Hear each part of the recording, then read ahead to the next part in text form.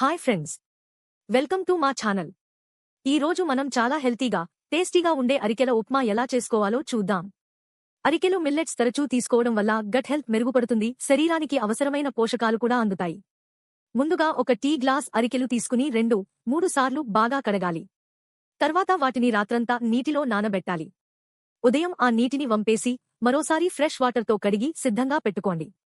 ఇప్పుడు ఒక ఉల్లిపాయ, 3-4 పచ్చిమిర్చులు, కొద్దిగా కరివేపాకు, 4 వెల్లుల్లి రెబ్బలు తీసుకోండి. ఒక ఎండుమిర్చి కూడా తీసుకోవచ్చు. అది పూర్తిగా ఆప్షనల్.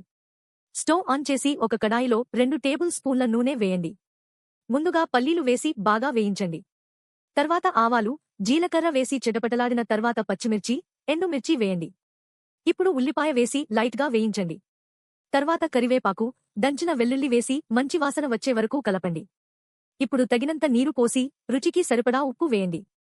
నీరు బాగా మరిగిన తర్వాత నానబెట్టిన అరికెలు వేసి బాగా కలపండి. మూతపెట్టి 10 నిమిషాల పాటు ఉడికించండి.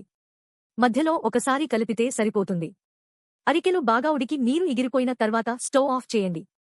అంతే ఫ్రెండ్స్, ఎంతో హెల్తీ, టేస్టీ అరికెల ఉప్మా రెడీ. మీరు కూడా ఈ రెసిపీని తప్పకుండా ట్రై చేసి ఎలా వచ్చిందో కామెంట్స్లో చెప్పండి. వీడియో నచ్చితే లైక్ చేయండి, షేర్ చేయండి.